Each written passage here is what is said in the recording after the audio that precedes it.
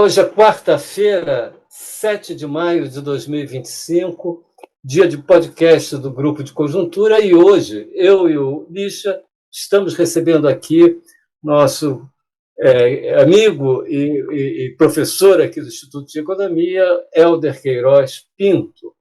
Quando a gente chama o Hélder é para falar sobre petróleo, e a gente quase sempre convoca ele quando há choques, né, de preços para cima, normalmente, né, que é sempre uma preocupação grande, né? Hoje ele está aqui, no entanto, para falar de um choque no sentido inverso, isto é, de uma queda razoavelmente acentuada nos preços do petróleo. Do início desse ano até ontem, o preço do barril do Brent caiu 16% em dólar. Sendo que a maior parte da queda, ou quase toda ela, foi após o anúncio do tarifaço pelo Donald Trump no dia 4 do mês passado, né? Agora, o preço do petróleo já vinha caindo um pouco antes, então, se a gente comparar com a média do ano passado, hoje os preços são 22% abaixo, em dólar. Mais que isso, outra questão é que os preços do petróleo medidos em dólar estão medidos numa moeda que vem se desvalorizando, né, em relação a outras moedas fortes. Então, isso faz com que o preço do petróleo em outras moedas tenha subido até mais. No caso do euro, por exemplo, essa retração de 16% do preço do petróleo do início do ano para cá em dólar foi uma retração de 23% em euros, né? Então, o que está acontecendo, né? Isso é muito importante tentar responder essa pergunta, né? Sobretudo, pensar aqui quais são as tendências do mercado, porque por causa dos impactos muito importantes do preço do petróleo sobre a inflação, sobre a balança comercial brasileira, sobre a arrecadação fiscal, sobre as finanças da Petrobras. Enfim, a nossa conjuntura econômica é muito influenciada por esse fator.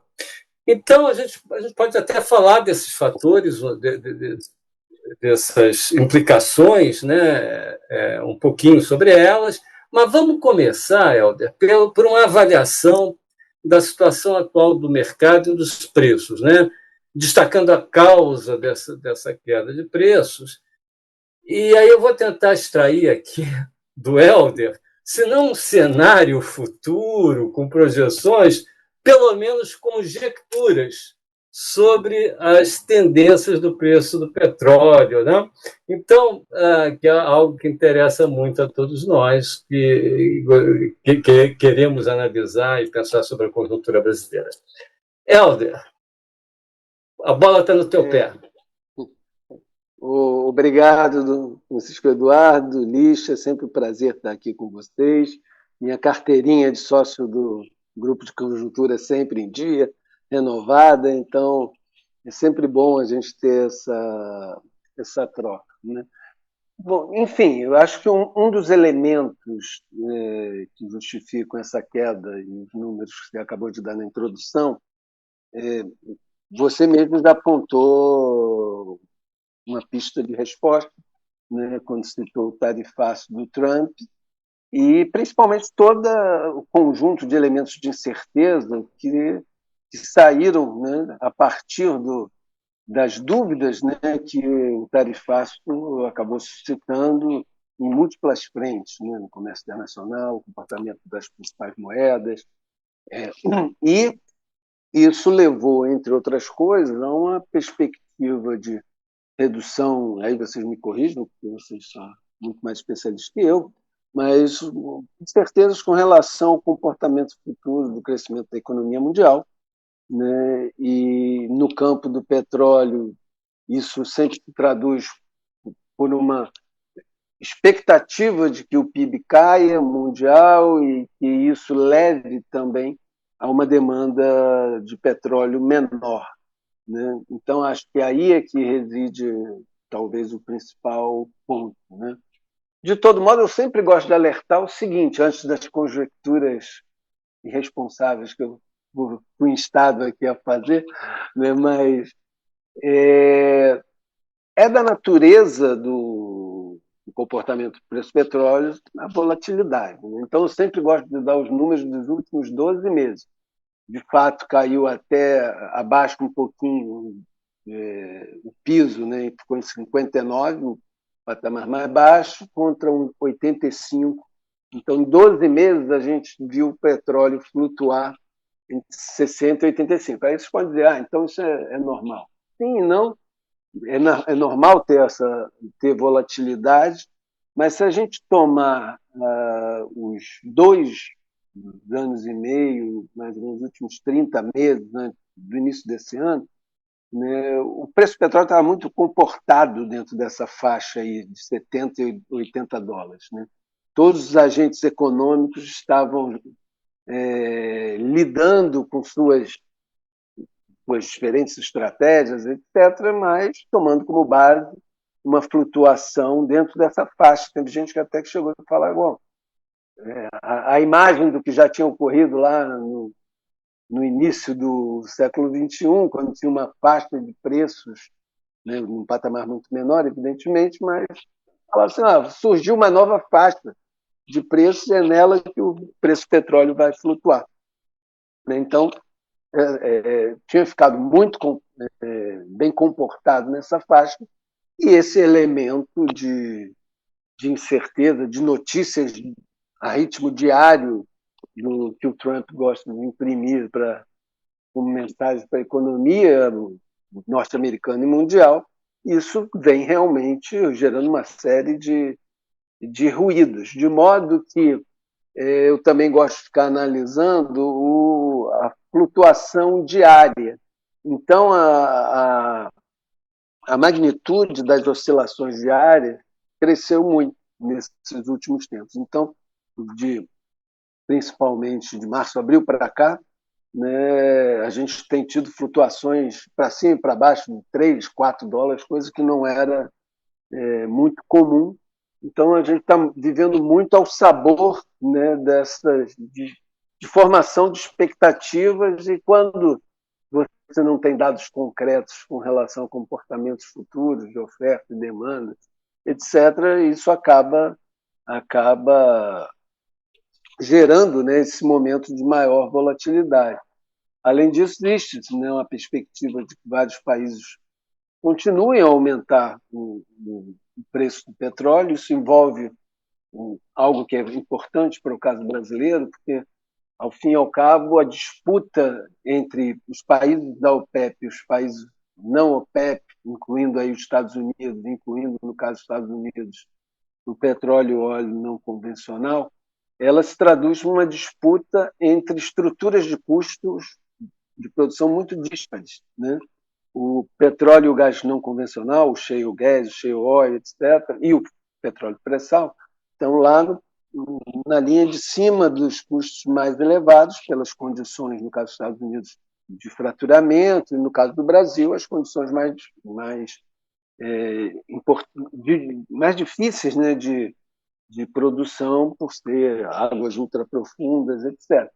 Então, nesse sentido, né, eu lembro sempre num seminário, uma vez, um representante da Arábia Saudita, chama governor, né, o representante junto ao OPEP, etc., num seminário que estava do meu lado, falou assim, olha, quando o preço cai muito, muita gente chora antes de nós, né? Então, ele quis dizer que o seguinte, nosso custo é baixo, então a gente tem como suportar melhor tendências de redução de custo. Mas o dado talvez mais importante a gente ter em mente é que hoje existe uma competição acirrada, porque a oferta é muito mais diversificada em número de produtores, e número de produtores, portanto, com estruturas de custo bastante diferentes umas das outras. Helder, então você está falando dessa diversificação das fontes e tal, mas eu queria te perguntar o seguinte, porque houve anúncios aí de aumento de produção, né? Por parte de alguns produtores, né? Acho que até uma reunião recente da OPEP também. Mas isso aí num contexto em que a demanda internacional está caindo, você mencionou aí as incertezas em relação ao crescimento da economia mundial. Eu acho que hoje é certo que a economia mundial vai desacelerar bastante, com China e Estados Unidos já estão desacelerando, e a gente só não sabe quanto, mas uma redução, né, do crescimento, pelo menos, vai acontecer, já está acontecendo. Então, nesse contexto, juntando isso com decisões de aumentar a oferta, que eu nem entendo muito bem por quê, mas será que a gente vai ter aí, que eu gostaria das suas conjecturas? Será que isso é uma nova realidade que vai perdurar aí, digamos, por algum tempo, por esse ano, talvez ano que vem, eu não sei. Ou você acha que tem chances de ser uma mera redução temporária aí dos preços? Olha, eu só consigo entender, né, como você falou, do ponto de vista econômico, à luz daquele comentário que eu fiz antes, né, numa tentativa de expulsar do mercado, né, produtores que sejam mais sensíveis a uma elasticidade de preço da oferta do petróleo, e no caso isso seria tipicamente o petróleo não convencional dos Estados Unidos, né? Até porque tem muito esforço, muita produção, mas você tem sempre duas etapas nesse não convencional, que é a perfuração do poço, que é uma etapa que normalmente pode ser feita, mas depois o fraturamento.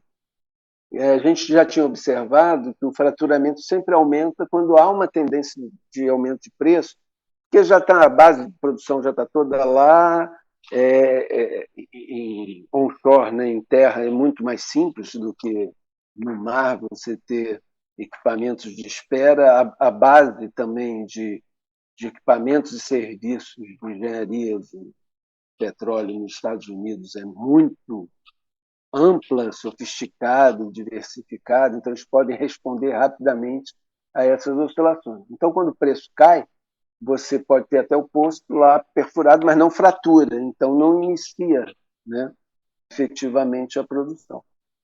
Então, a minha leitura seria nessa direção, né, de ter uma competição com relação a estruturas de custos diferentes, onde você tenderia a retirar, caso venha a cair muito, que a gente não sabe, né, venha retirar uma parcela importante, né, da oferta vinda principalmente do petróleo norte-americano.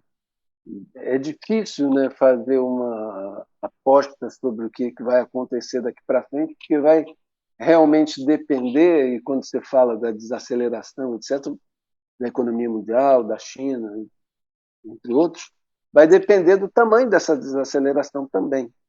Então, só que na hora que os dados vierem, etc., a gente vai ter uma ideia melhor, né, de como vai ser esse comportamento, né, qual o tamanho dessa desaceleração, e isso vai condicionar, acho, certamente, esse conjunto de decisões de aumentar ou não a oferta.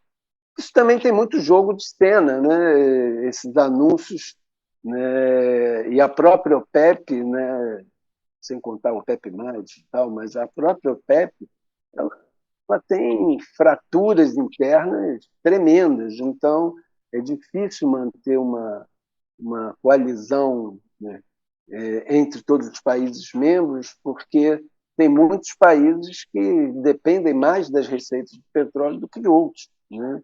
Então, isso é sempre uma questão crítica tensa dentro da OPEP. Perguntinha rápida, só para terminar essa parte aqui da nossa conversa. Vamos lá. Você acredita que esse ajuste da oferta para baixo, principalmente por parte dos produtores americanos, tem essa flexibilidade. Você acredita que isso pode estabelecer aí um piso para o preço do petróleo? Quer dizer, à medida que vai caindo, então reduz a oferta e será que a gente está perto desse, caso exista, será que a gente está perto dele? Como é que você vê isso? É, é, realmente, assim, a resposta mais honesta é dizer não sei, sabe? Porque eu Mas estava as lendo suas uma conjecturas, Zelda. as conjecturas irresponsáveis, né? O que tem acontecido agora é que o preço no mercado físico tem caído, mas existem até projeções no mercado futuro que vão na direção contrária.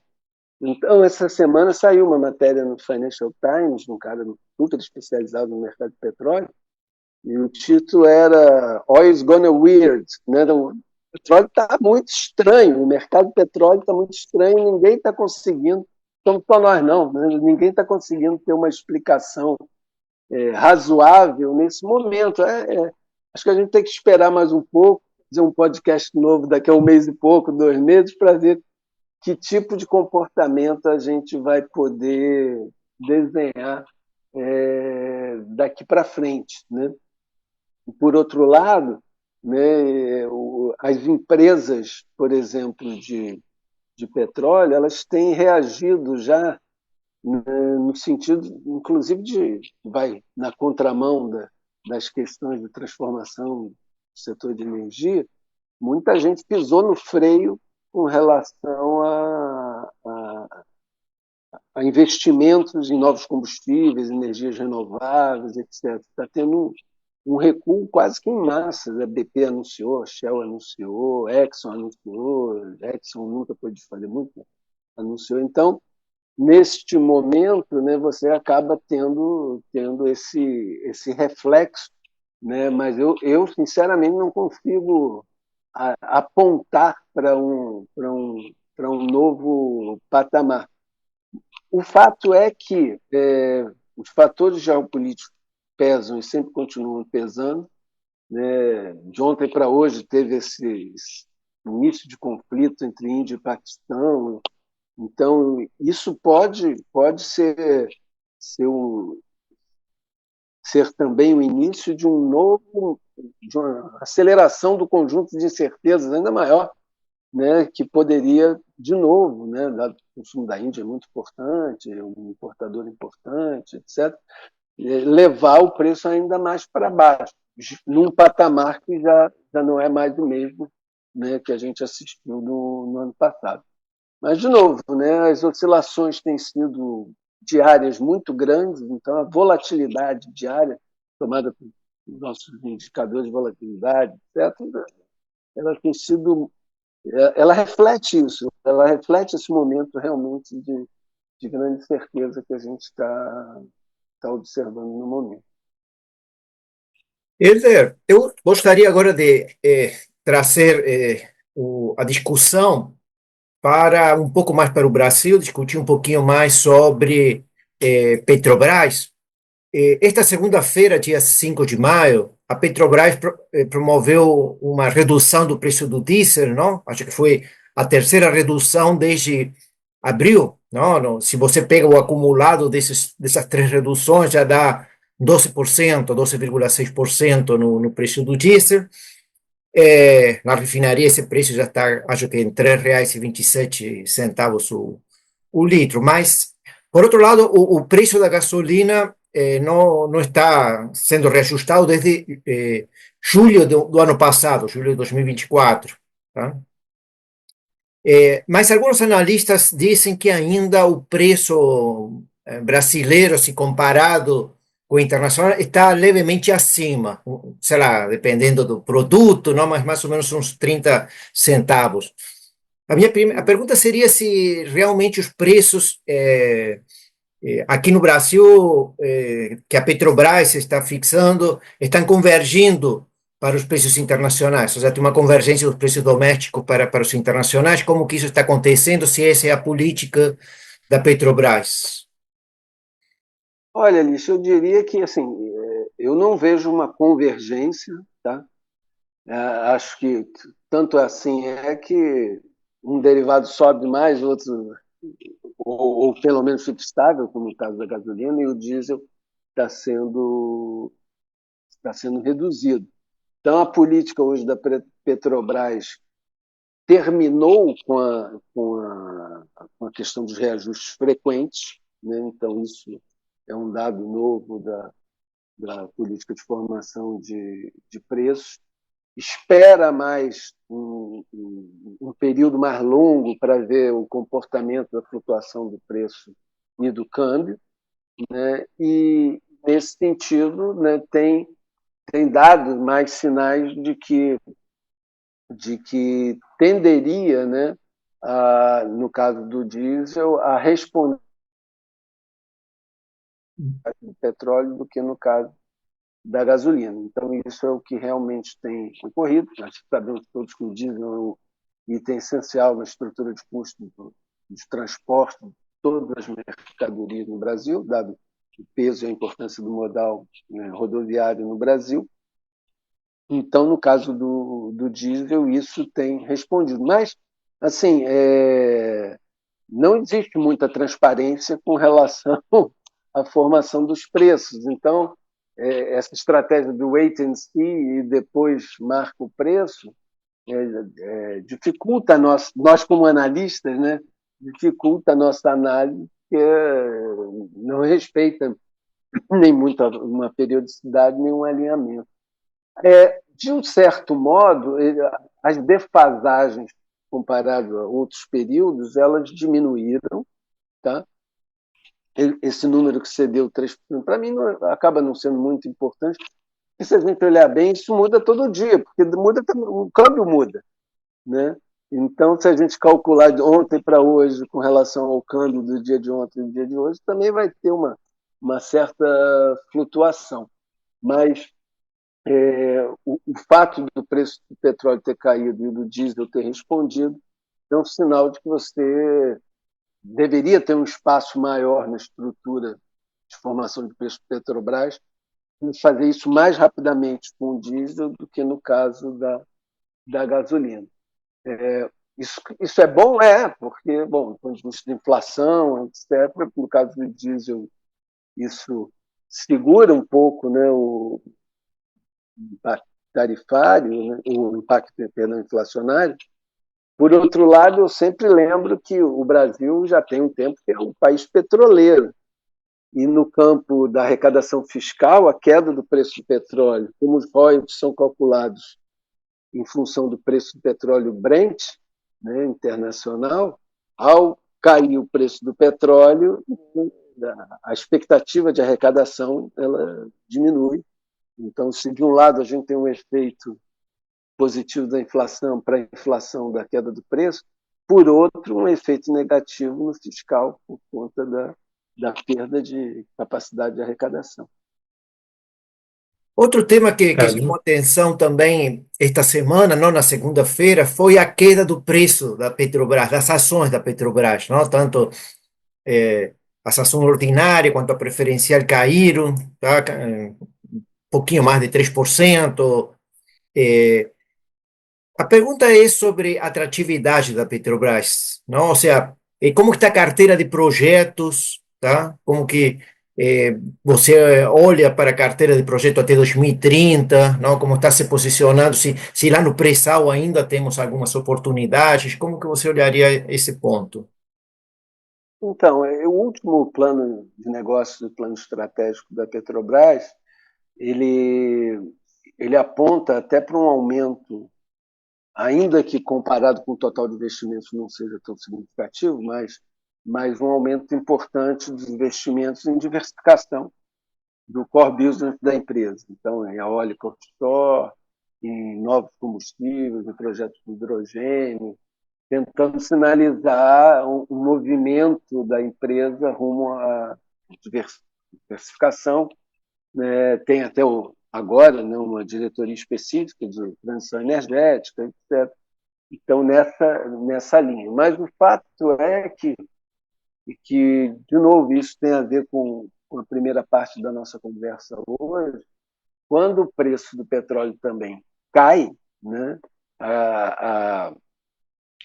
Obviamente, o caixa disponível vai ficar sendo afetado, né? Isso pode comprometer um plano de investimento, que é de cento e poucos bilhões de dólares em 5 anos, né?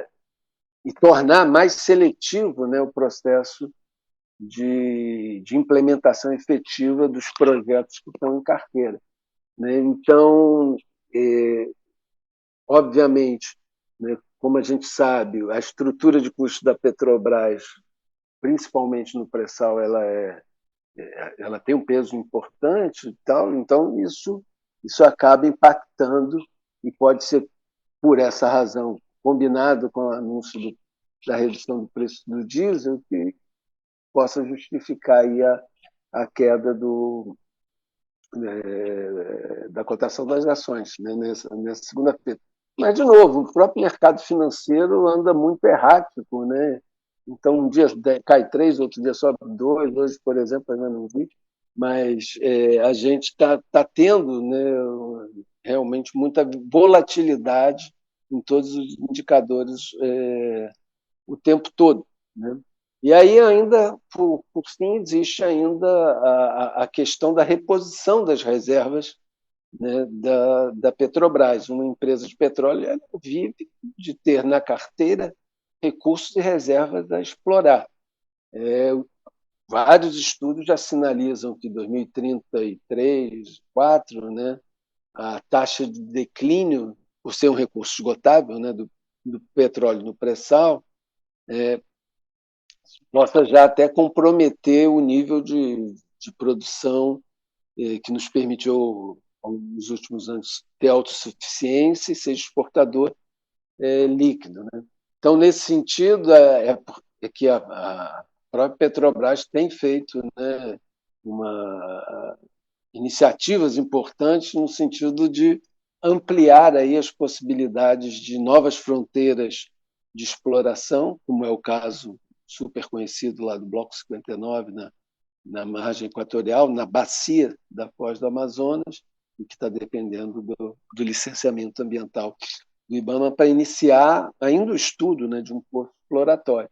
Então, a empresa precisa ter no horizonte, né, oportunidades de exploração e desenvolvimento de produção que sejam consistentes para, de modo a manter aí sua atratividade, né, tanto no mercado doméstico quanto no mercado internacional, no que diz respeito às ações.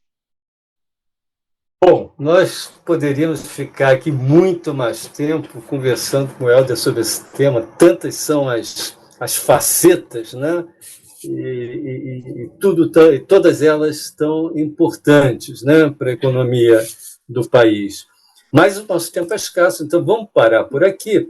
E já vamos fazer um convite ao Helder para daqui a algum tempo voltar, porque a conjuntura está muito incerta, né? A gente fica difícil pensar, cravar o que vai acontecer daqui para frente, então o melhor é esperar e voltar para conferir, de fato, o desdobramento aí dessa conjuntura aí do mercado de petróleo. Ficamos por aqui. É que tem certeza. A única certeza é que tem certeza, é que não sabemos o futuro. Então, ficamos por aqui e até a próxima semana com mais um podcast do Grupo de Conjuntura. Agradecemos hoje a presença e essa conversa ótima com o Helder Queiroz. Até lá. Até lá.